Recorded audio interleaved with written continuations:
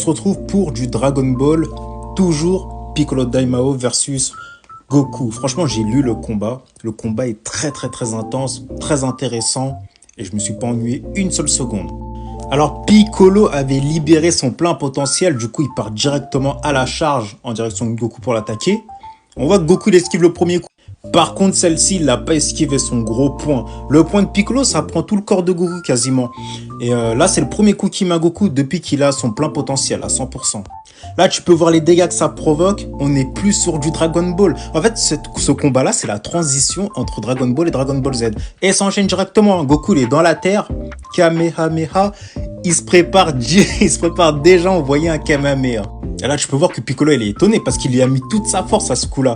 Et hop, Goku, il sort de la terre, prêt à en découdre avec un Kamehameha. Il envoie le Kamehameha à Piccolo et il a été très malin. En fait, il a dévié le Kamehameha parce que sinon, Piccolo, il allait arrêter le Kamehameha tout simplement. Et il se le prend, pas en pleine face, mais dans son crâne. Et puis, regarde sa position. Regarde comme il est ridicule à genoux comme ça. Un grand gaillard comme Piccolo. Non, mais franchement. Bref, le combat, il continue. On peut voir qu'ils sont à peu près de force égale. Ils échangent les coups et tout. Bon, c'est joli, hein. Franchement, les planches sont incroyables. Et puis plus tu avances, plus tu peux voir que Goku, il a quand même le dessus. Notamment sur cette page-là, on peut voir que Goku, là, franchement, il l'enchaîne. Hein.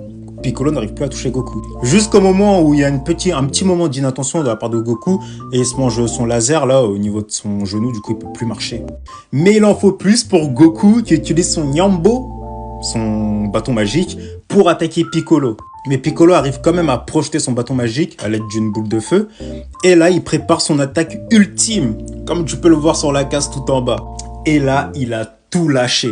Il a fait comme Piccolo quand il se battait avec ses 17, même ils affrontent Cell. Piccolo, il fait la grosse boule. Là, c'est la même chose. Il a tout lâché. Là, il était prêt à détruire toute la ville. Hein. Et il a détruit de toute façon toute la ville. Hein. Regarde les dégâts.